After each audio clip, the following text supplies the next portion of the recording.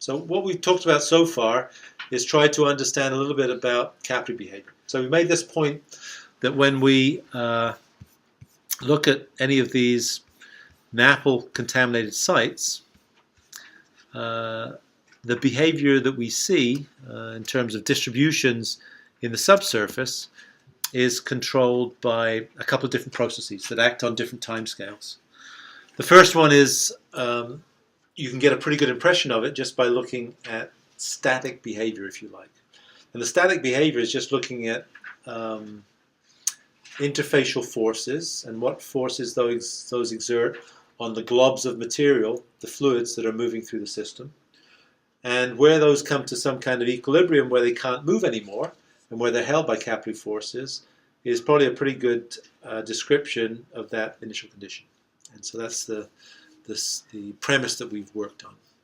If you want to be able to then go in and remove it, then we need to understand something more about this, which we haven't talked about, and that is multiphase flow behavior using Darcy's law. And we'll deal with that in due course. So the first topic is still to talk about capillary behavior, which is where we still are.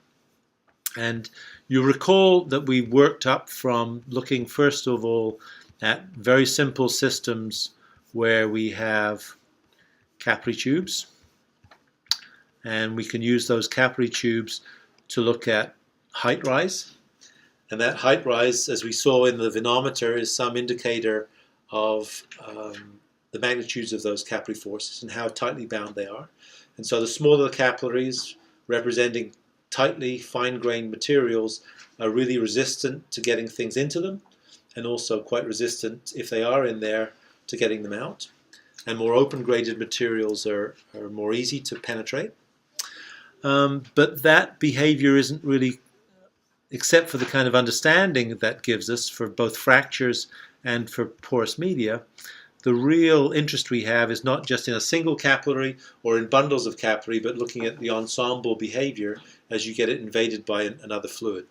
And for that we use these things called the Leverett curves, capillary pressure versus saturation curves. Whoops, didn't need to do that. To be able to describe how the saturation of the invading fluid changes as a function of the pressure you apply to push it in there. And so what we want to do is to take that, the final step today, to talk about these few things. How deep will it go? Will it ever stop? Will it get to the center of the earth and keep on going and evaporate there? Or will it stop for some other reason? What are the controls that will stop it from moving? How we might measure these features in the laboratory, or in situ for that matter, but principally in the laboratory. And then talk about some examples. Perhaps finish off the venometer example that we dealt with last time. And so you've seen this, and you've seen this explanation in the things that we've talked about already.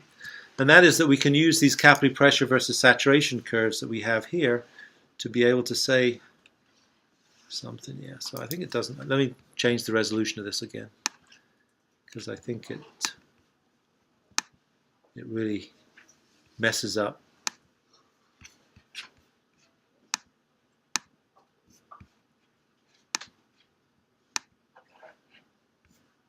Wrong example. There. So it makes it a bit more, yeah, fine. So yeah, so it changes the resolution. What it does is it stops the registration of the pad relative to that. And so I'm trying to avoid that.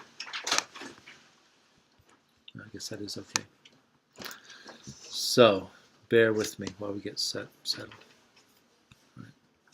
So let's see if that now works. See if it registers. If I go from here to here, still, yeah, still not ideal, but maybe it's the worst. So anyway, so in other words, if we look at the distribution of capillary pressures with height that you apply, then the magnitude of the saturation responds to that. And so this magnitude here is the amount of the invading fluid which is present, which in above the vadose zone is air, and this amount here is the amount of the wetting fluid which is present, which is water. So wetting is typically water in all of our systems, whether looking at air-water systems above the water table or water NAPL systems below the water table. And so in this particular case, this would be the amount of water which is present. That's not bad, actually. And this would be the amount of the invading fluid, which would be the NAPL. And so we end up with some distribution of these that we can evaluate if we know something about the capillary pressure. And so we know how we can use those relationships to be able to define that. So now the question is, what are the controls on how deep this can go? I mean, this suggests that as you go progressively deeper in this has to be, of course, denser than water, right? So if you look at the hydrostat that you get from looking at the change in pressure as you go down in the water, if you have this little ganglion of this green stuff which exists at the surface, then it has to be connected at the surface to atmospheric, at the water table or the surface. And because it's denser, then the rate at which pressure builds as you go down has to be faster, right? Because the gradient of this is controlled by the unit weight of this, which is larger for the NAPL, has to be a D NAPL rather than an L NAPL by definition.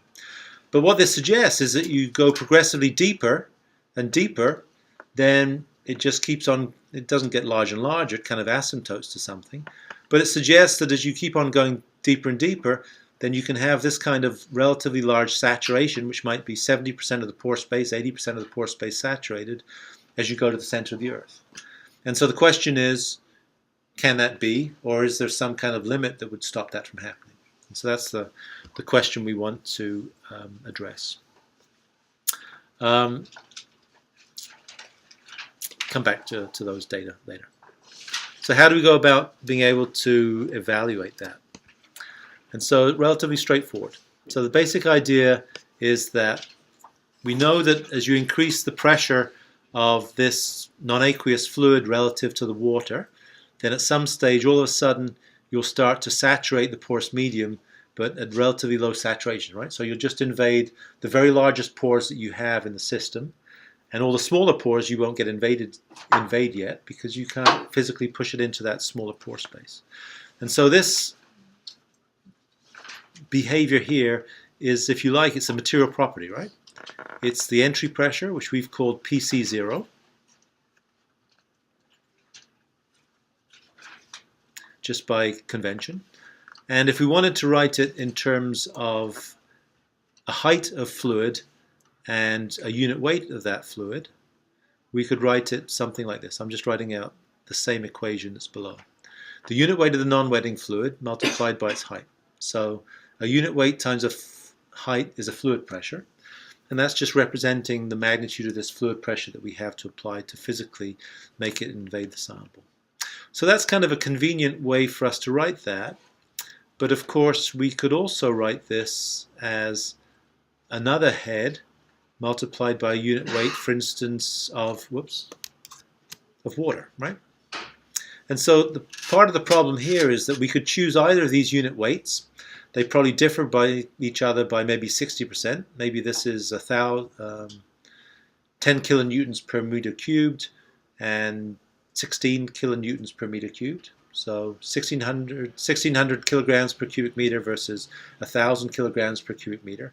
And so it's somewhat arbitrary in scaling this with a unit weight in terms of this length.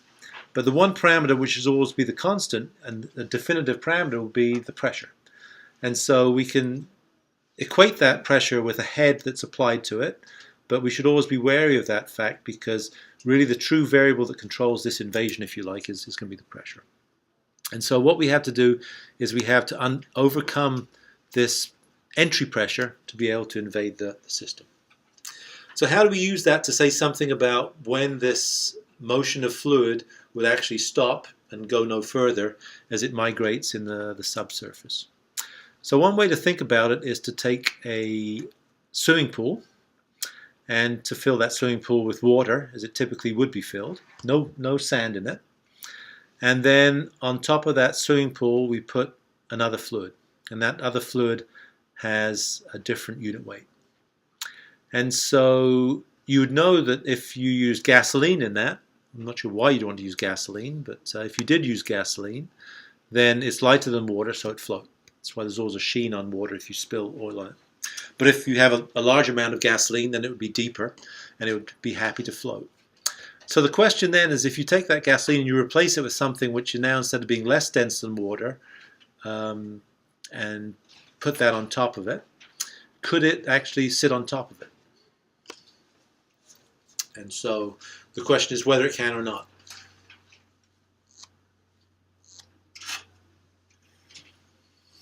Can it take it or not? What do you think? Should I stand in the back and look? Can you repeat that again? It helps this, doesn't it? If you put something that was denser than water on top of water, will it actually float?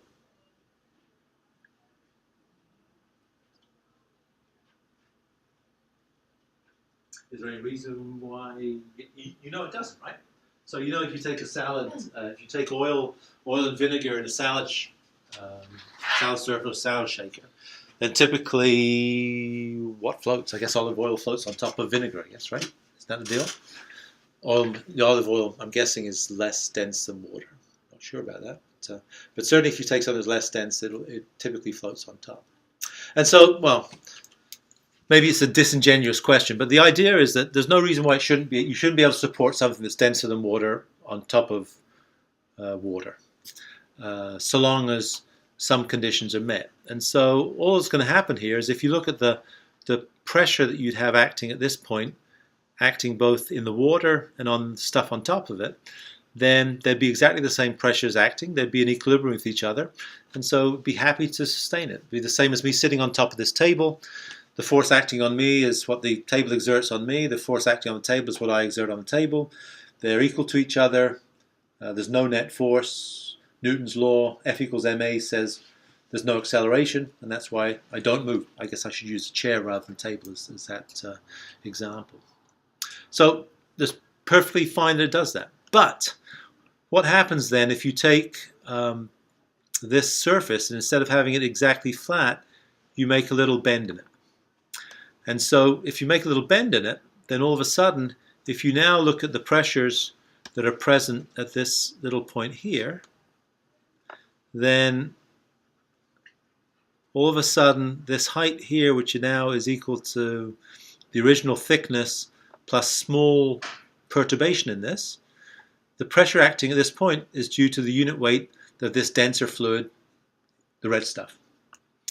The pressure acting right below it, now you've made this perturbation, well, basically the same height, but now the pressure acting here is going to be equal to, just keeps on stopping, it's going to be equal to this amount of height plus this amount of height, right, to get to this point here. And so part of it's going to be in the dense fluid, part of it's going to be the less dense fluid. So if you take this length, which is the sum of those two components, relative to this part, which is equal to the one component which is more dense, so you don't get the benefit of this less dense one, then the pressure, just by intuition, the pressure acting downwards has to be bigger than the pressure acting up. If the pressure acting downwards is bigger than the pressure acting up, there's net force, it accelerates, it moves, then the pressure acting downwards is even bigger than the force acting up, and it grows out of whack. And so that's the reason that you can't really sustain this arrangement where you have a denser fluid sitting on top. There's no physical reason other than that, other than the fact that if you get a small wrinkle in this surface, then that little perturbation grows into a larger mismatch in force, which gets bigger and bigger with time. And so for that reason, you'll end up with this stuff shooting downwards through this, just like a lava lamp going through it. And so that's the basic analysis that we can use to look at groundwater, where the only difference now is, instead of looking at stuff in a swimming pool where there's no porous medium, we now have this extra influence of having to overcome a magnitude of this interfacial tension to get access to the porous medium. And so that's a relatively straightforward analysis that we can use. So basically this says that anytime you have a dense fluid overlying a less dense fluid, it won't be stable, because the likelihood of this small perturbation developing between them and growing and growing and growing can't be denied, and so you can't avoid it. So what about we take that then the next step, and instead of doing it in the swimming pool, we fill up the swimming pool with sand, and it has water in it, and then we start trying to do the same kind of analysis. So what we could do is we could take then the swimming pool with sand in it, We know that on this surface acting here, we could calculate the pressure if we know what the atmospheric pressure is. We know that right underneath this 55-gallon drum, which we have a hole in the bottom of, we could calculate the magnitude of the fluid pressure due to this height. And what we know is that we have to get an entry pressure, which is just this magnitude here, right? We have to reach that entry pressure, and we can do that if we have a unit weight of fluid and we have a certain height of this. Until we get to this height, nothing's going to happen, but as soon as we do get to this height, we know that all of a sudden what we can do is we can invade this pore space at very low saturations, right? Maybe to get just to this portion here. So maybe it's 10% saturated with NAPL, 90% saturated with water, but that 10% might be a connected 10% that kind of winds down through the system that we deal with, which is precipitated by the fact that we have this stuff going into the ground here. And so long as we have a head on this which is large enough to overcome this entry pressure, then we can get that stuff into the ground. Okay? So now once we get it into the ground, and it's this long, and so now this is all red, and it stops here, and it continues. So now the height of this thing is this full length here. So the height at any particular time is this. We know that this height for sure is greater than what we called before HC0, right? This is the type we had. So that's all we needed to do to get it into the thing in the first place. So now it's in here, it can go, and as it gets larger and larger, it should go more and more until either you deplete this reservoir here so that you're not continually removing this, so you don't have a supply anymore, or until something happens to be able to stop it. And so the question is, what can happen? What are the conditions that can happen to stop this just progressively getting longer and longer and longer and keeping going forever? And so what we can do is we can kind of use the same analysis that we did before. So we can take a point at the tip of this ganglion, as it would be called, look ahead of it and behind it, and we can equate those pressures as we go across the two of those. And so this is just the force balance we apply.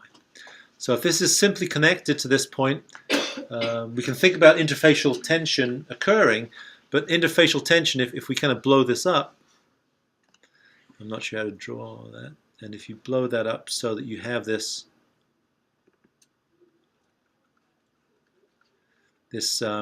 slither of this red stuff as it goes down through here, the only interfacial tension that's going to act is going to be around this periphery, right? Because here it's basically filling up the pore space with this new material. It's displaced the water. Where it interfaces with the water outside that, here you have interfacial tension acting.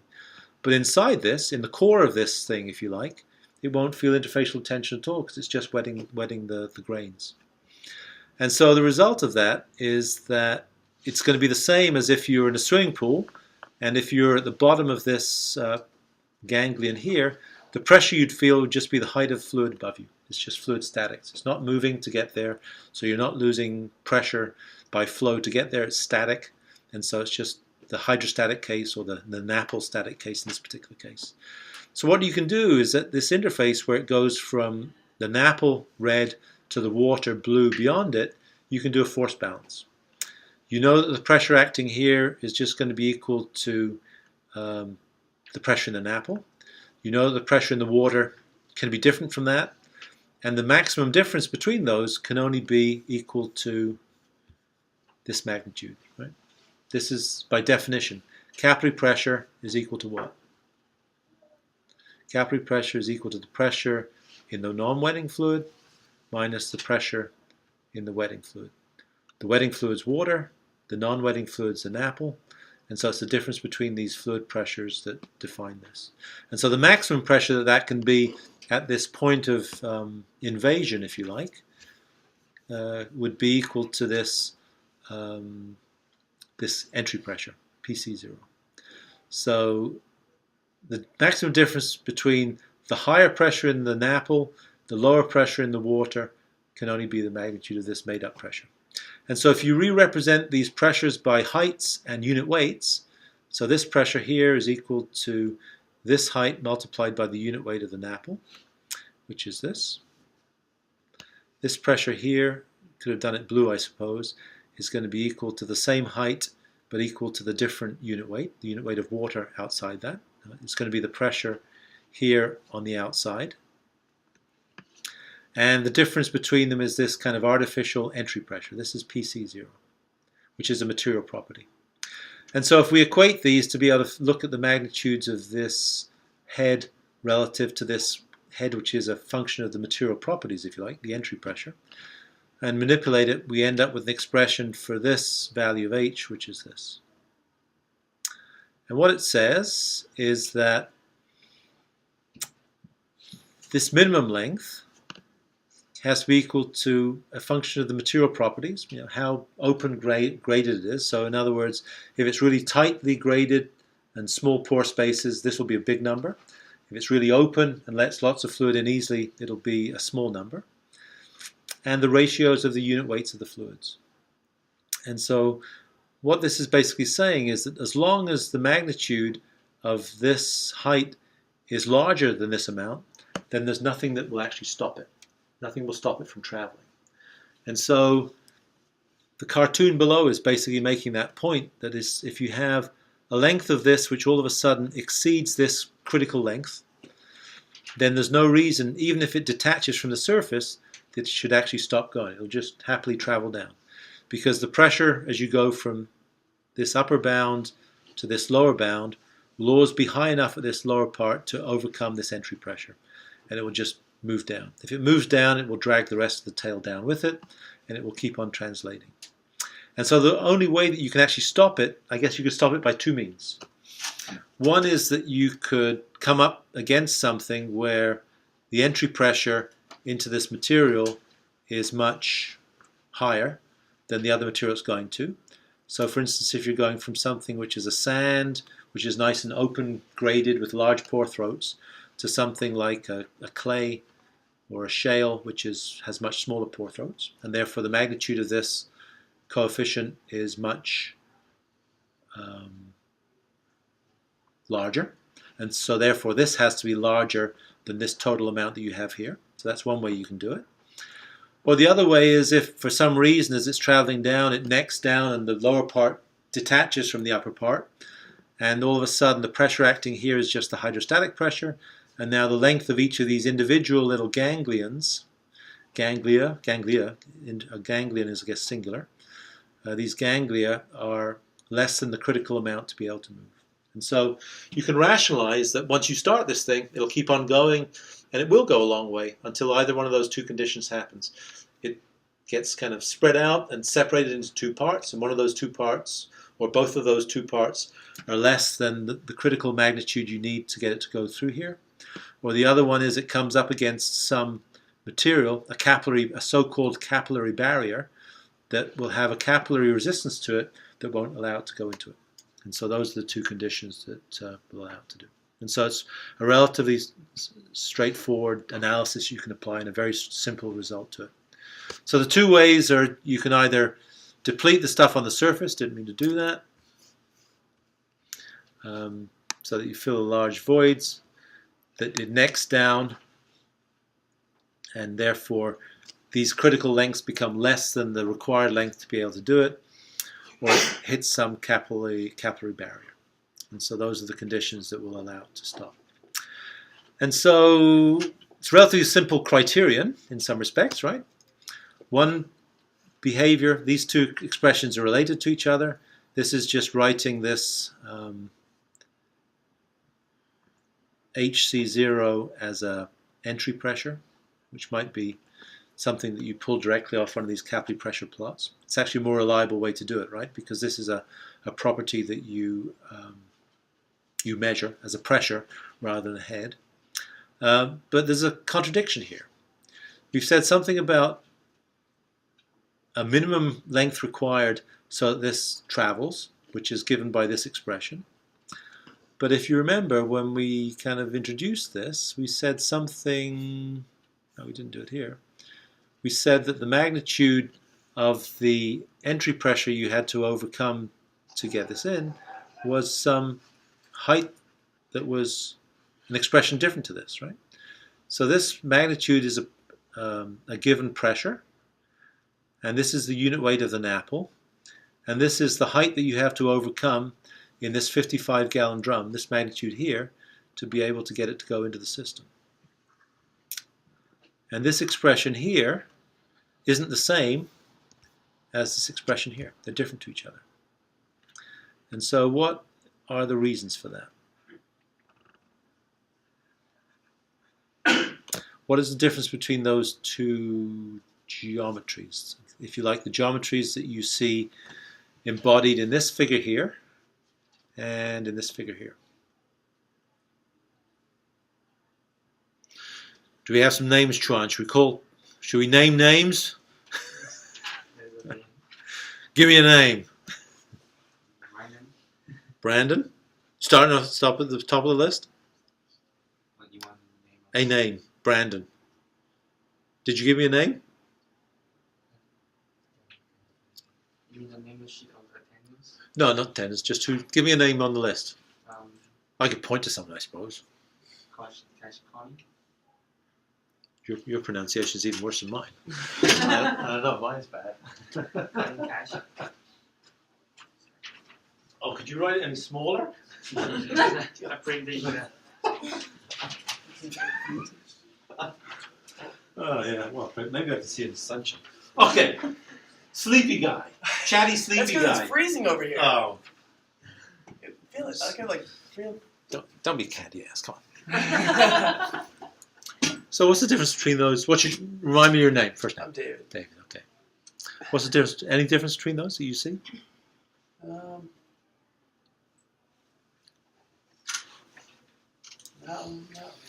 Anyone want to volunteer a difference?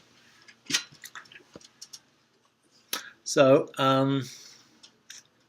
the one difference here is that this driving depth is level with the water table, which is at the surface, and this driving depth, if you like, is higher than the water table, and so that's kind of the reason. And so the reason is, it's not obvious. It's not obvious at all. So this is the reason. So it's something actually, if you've taken a fluid mechanics class, many of you have, then the magnitude of the force that you have acting is the buoyant weight. So it's the same way that when you're floating in the water, and if you weighed yourself, you wouldn't weigh the same as if you're floating in air, because you're buoyed up partially by the water. And so this is the difference in geometry. This is the case where you have the 55-gallon drum sitting on the surface. It's punctured in the bottom, and it's at some height here, but there's no water up to this level. And the magnitude of the effective column of water that you have acting here is the full height of this liquid that's in the 55-gallon drum.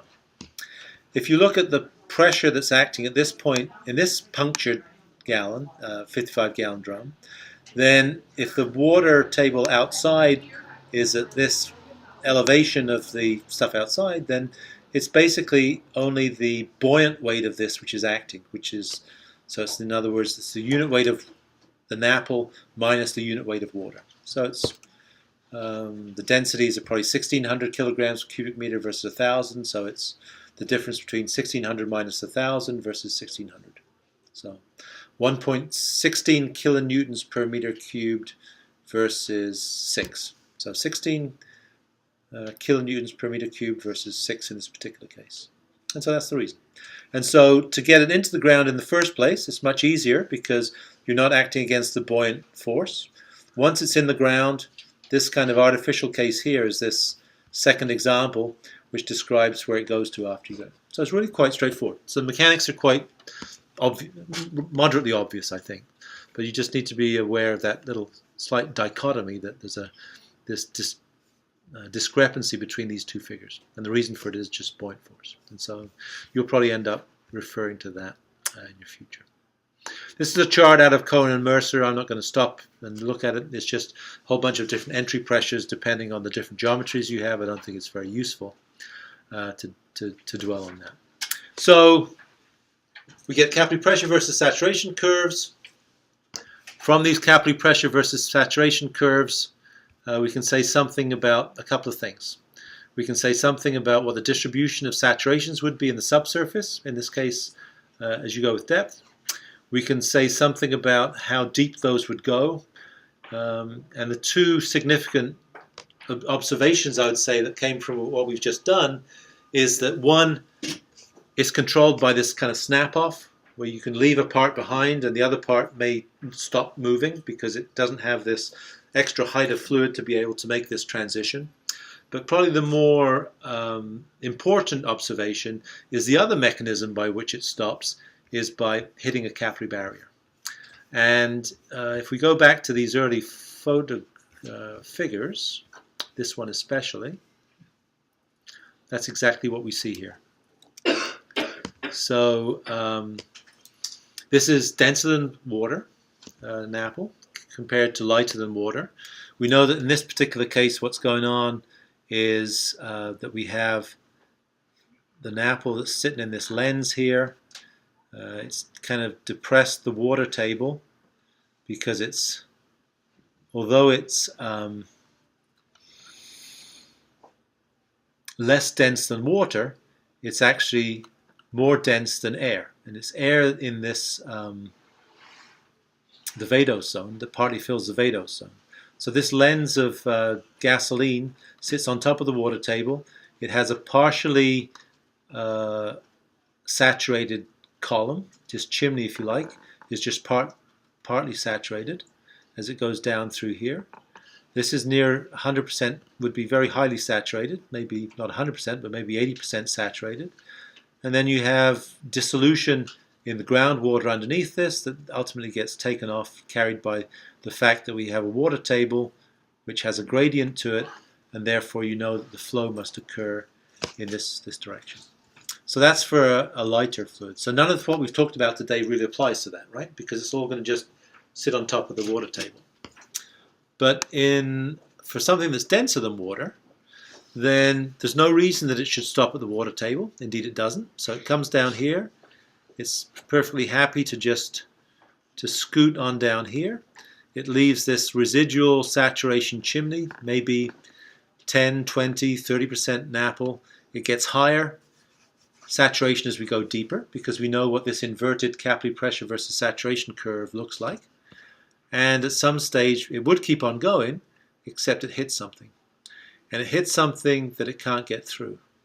And what it can't get through is this capillary barrier. So this would be something where the height, the head in the NAPL, not very well drawn, is going to be less than the entry pressure for the particular material. That's all. Or the entry head, if you like, in this particular case. And so it's not permeability that controls it. It's capillary entry pressures that control it.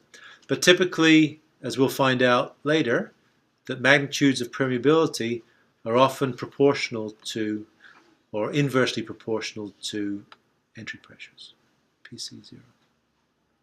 Actually, something like square roots, as it turns out. And so, as you increase permeabilities, you decrease capillary pressure. Makes sense, right? High permeability would be lots of open graded pores, big pores to be able to get stuff through, which would not take a very large entry pressure to force something into. And so if you get high permeabilities, open pores, those would take almost no capillary pressure to get entry into. And so the relationship should be this reciprocal relationship. And so that's the mechanisms by which we get stuff going into the subsurface. I don't know if you have any pictures of that per se. That's something slightly different. And so it all revolves around what we've talked about so far. So what else do we need to do? Well, we need to figure out how we might measure some of these magnitudes. We'll come back to that in a second.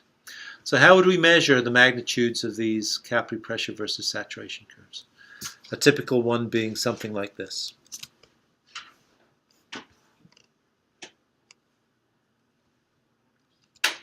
So this is capillary pressure on the vertical axis. This is saturation. So this means that as you start out here, you're 100% water saturated. And as you increase the pressure of the non-aqueous liquid, you slowly invade space and you make a larger and larger saturation with a slowly increasing pressure.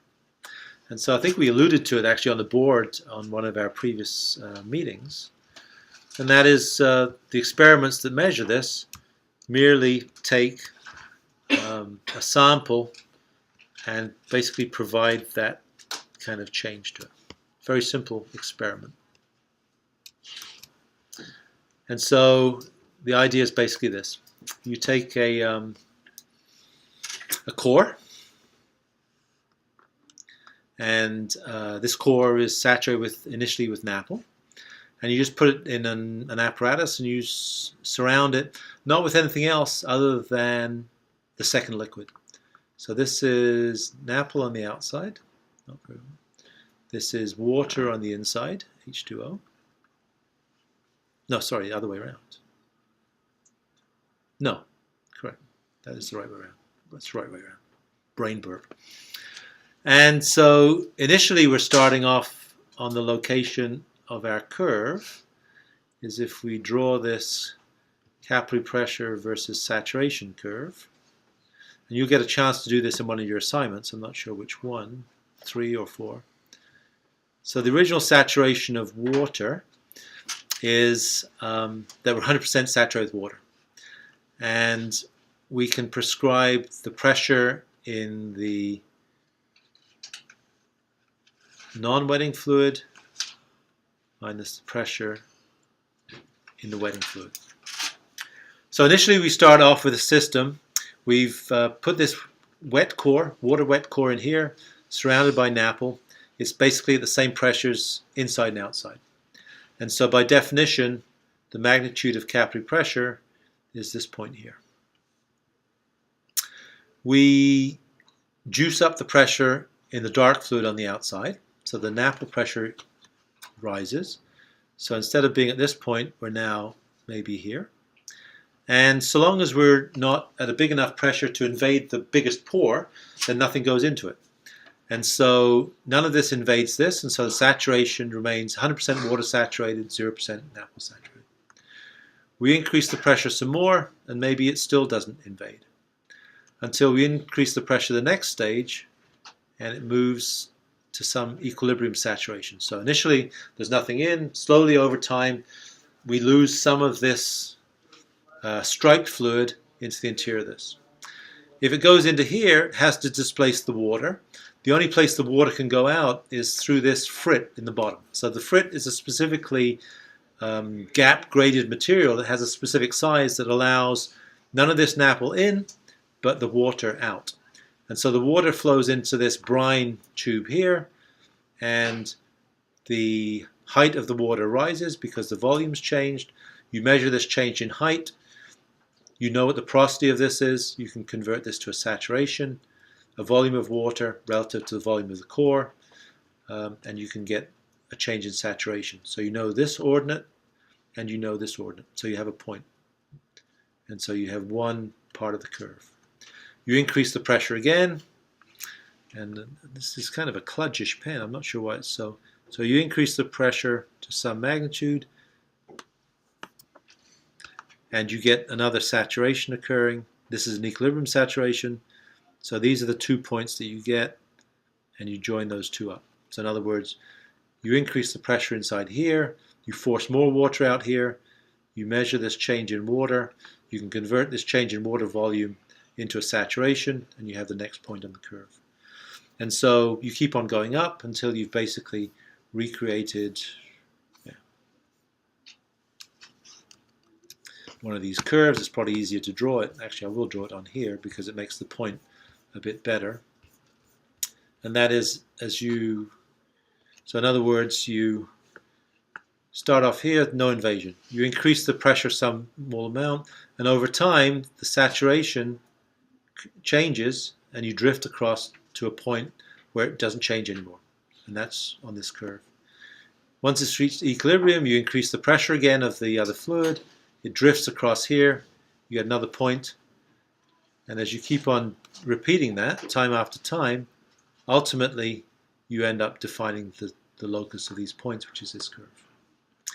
And as you keep on going up here, you end up with this final point, which is this.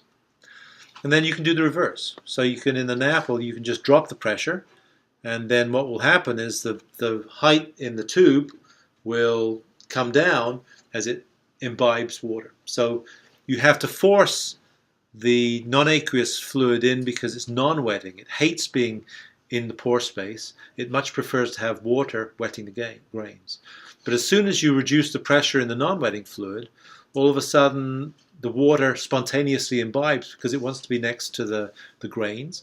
And so what it would do is you drop the pressure to some magnitude, it would come down here, and then it would meander across to this point here. You drop the pressure again, and it comes across. Yep, go ahead. And it just recreates this curve. Yeah, go ahead. Yep. No, yep. One of these reach like where it doesn't have any clay or anything, and it keeps going down where the heat of the earth just evaporates it. Oh yeah, if it got, yeah. I mean, you're talking that it'll go down hundreds of feet, hundreds of meters, but if it gets to places where it's above its vapor temperature, or if it gets warm, it'll evaporate. But it'll get stopped long before it will go there. I don't know where we didn't really look at these in any detail. The other thing related to this, I thought in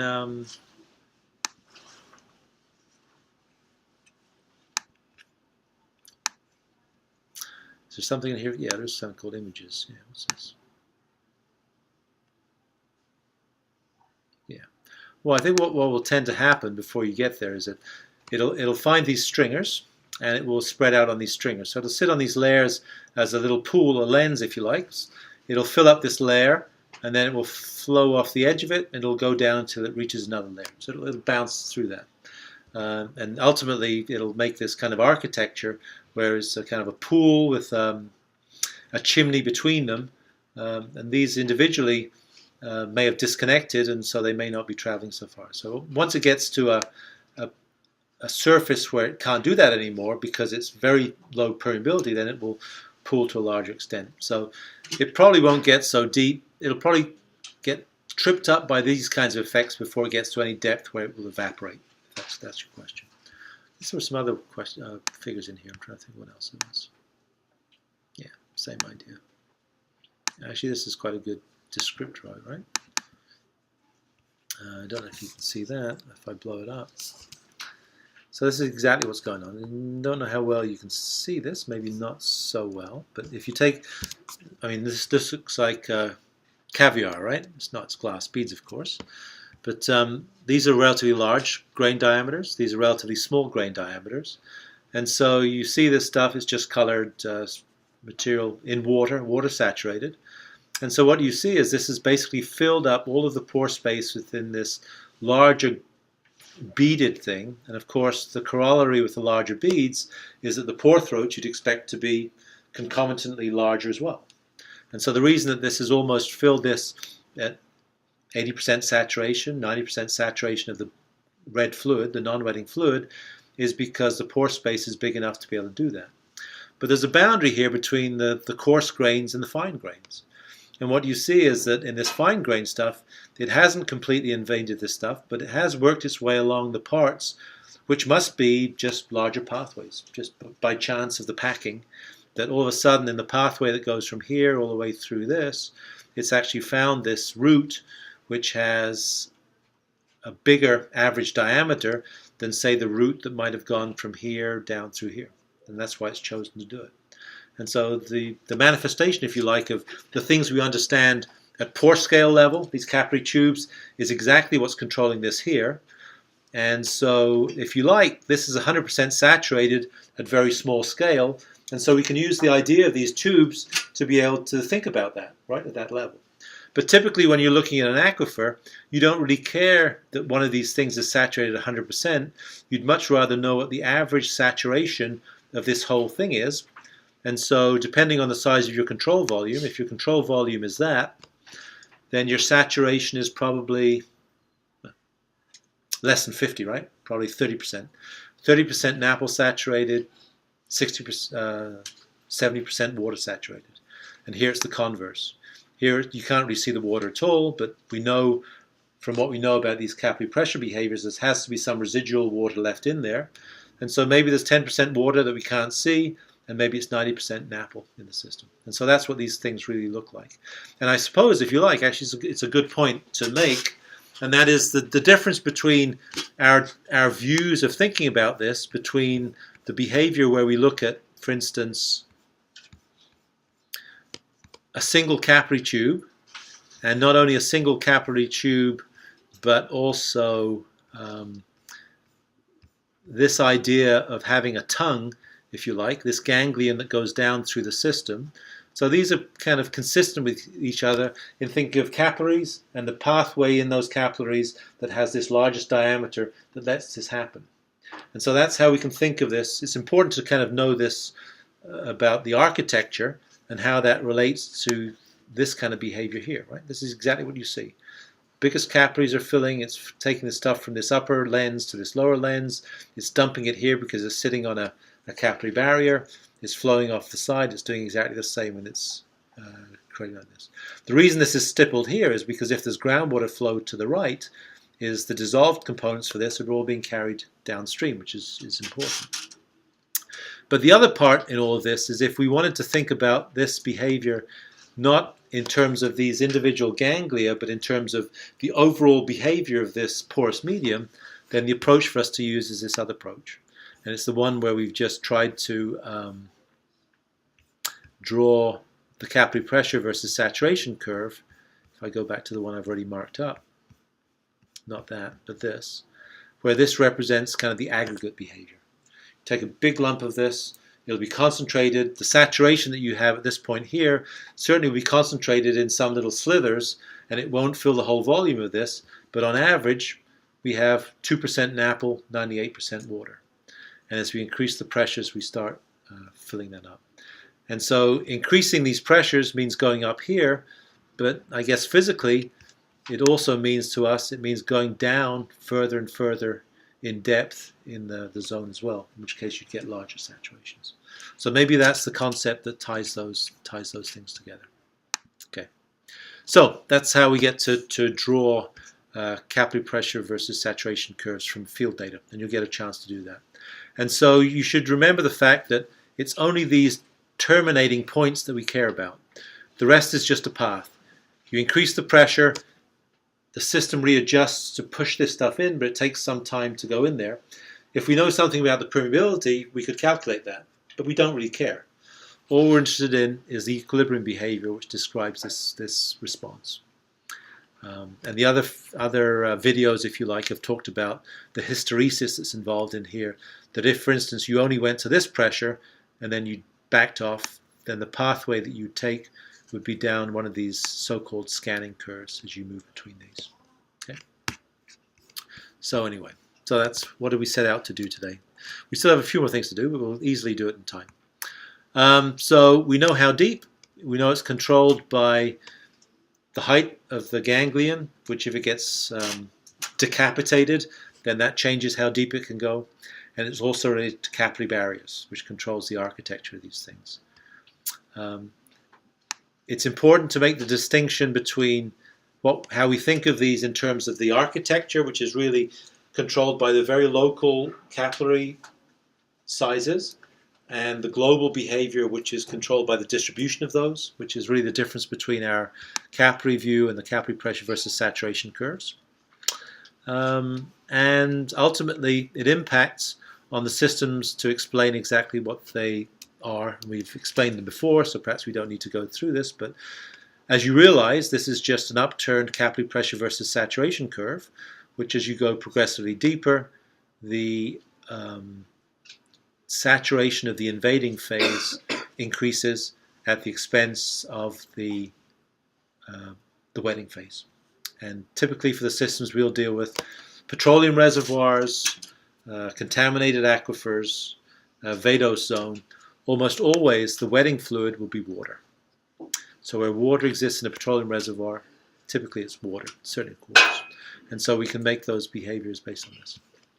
And it applies not only where we have water and an oil present, but it also applies where we have water and air present, where in this particular case, air is the invading fluid to go into this. And actually an interesting exposition of this are these data, which aren't very clear, but make the point. They're data for Yucca Mountain. And so it's actually quite amazing when you think about it. Yucca Mountain was chosen because it was an unsaturated site, so-called dry site. But if you look at the matrix blocks which are there, they're actually close to being saturated with water. And I guess you know this from the stuff that you'll do in your second example. If you look at the saturation in the matrix blocks, it's almost 100% saturated. So as you go from the water table, which is about 2,000 feet deep, 600 meters deep, the saturation of water in the pore space is almost 80 or 90%, these data here. The porosity is relatively low. It's maybe 10%. But the porosity is irrelevant in all this. The key issue is the magnitudes of the pore size. The pore size happens to be very small, micron size. And so if you take samples as you go up from the water table in the sequence above the water table at Yucca Mountain, and you measure the magnitudes of the water pressure in the pore space, it tends to be pretty high. So these are the pressures measured in bars. It's plotted on a log scale. And so actually if you unwrap this log scale and just plotted it as elevation versus water pressure, this curve would actually flatten out into a straight line or into a near straight line. And what this magnitude of these water pressures are is if you think of a column of water that you're physically holding up to be able to dangle it down 600 meters below you, then the pressures that you have to apply to be able to hold that up at the top, in the top of the pore, are actually of the order of the magnitude that you're talking about here. This solid line here is the pressure that you'd have to apply that's equal to the hydrostat, the inverse hydrostat.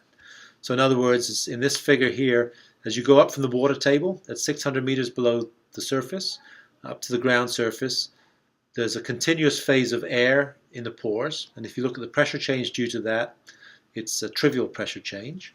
But if you look at the pressure change in the water, it's basically the inverse of this unit weight of water, but instead of being compressive as you go down with depth, it gets extensional as you go further up. And so this distribution here would be the hydrostat, the inverse hydrostat as you go up. And the data you have are relatively close to that. They come within a few, sometimes they cross it, but sometimes they somewhat follow it. And so it always amazes me the fact that happens. One last thing. We didn't finish up. Did anyone do the venometer calculations to finish it off, by the way? So let's just quickly, not do the calculation, but let's go back to this. It's on the desktop, isn't it? Do you see something that says venometer? Calendar? No, don't see it. Don't see it.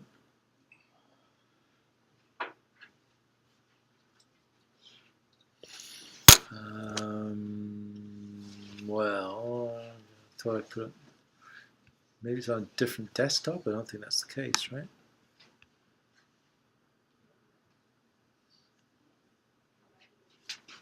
Did I get rid of it? Well, okay, let's try something else.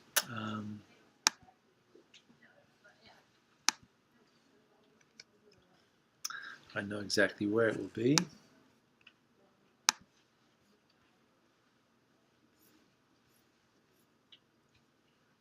Yeah, okay. All right, so let's do this. We didn't finish it off, but I actually modified this before, so I'll make the same modifications.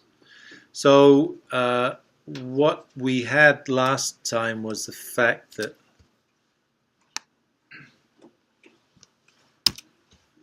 let's do this. See if this plots. So this is something we used previously. Let's see if it does plot.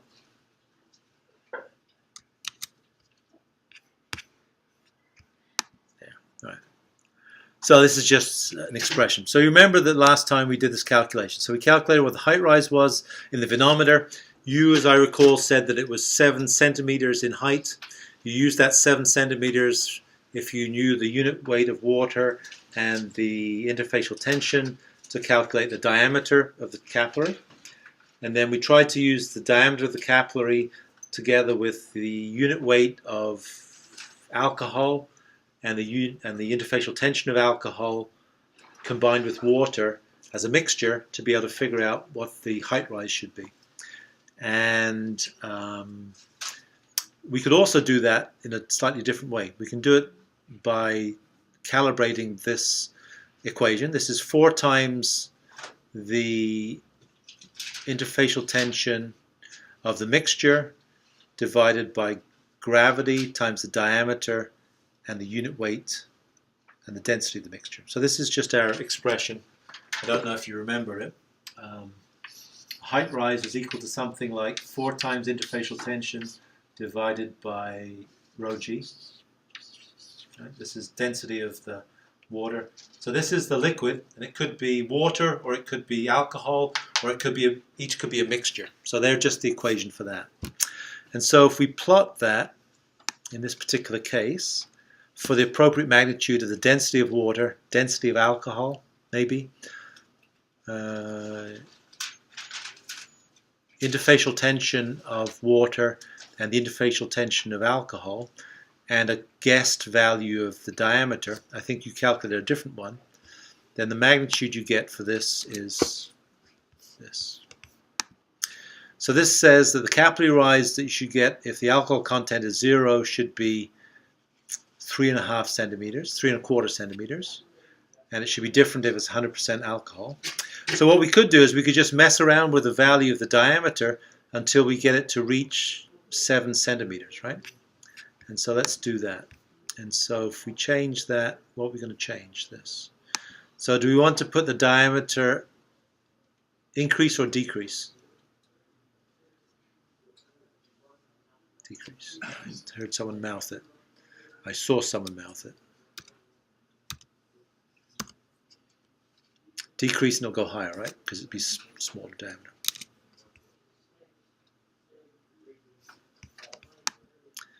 Well, not bad. I didn't do, so we decreased it to 0.5. Maybe it should be a bit less. Maybe it should be 0.4 or something. Doesn't matter. 0.45 maybe.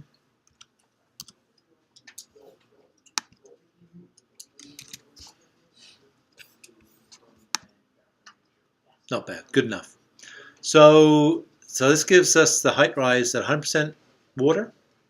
This gives us the height rise at 0% water, 100% alcohol, just a mixture. And so how much, what's the alcohol content? Who remembers the height rise? It's 2.5 centimeters, I think, right? That's what I recall. So let's write this. So seems not quite right. I'd imagine it's not 90-something% alcohol. It says it's 95% alcohol. I don't imagine it's that high. But that's the other way to do it, right? So in other words, you've calibrated this. We've got the correct diameter of this because it gives the right behavior for water. And we've assumed that this mixture, we can get the interfacial tension just as a linear combination of the interfacial tensions of water and alcohol. May not be the case. So the other way, of course, you could do it is by taking water and alcohol, mixing the two and just measuring it and calibrating it directly rather than doing the calculation. But that's one way to do it.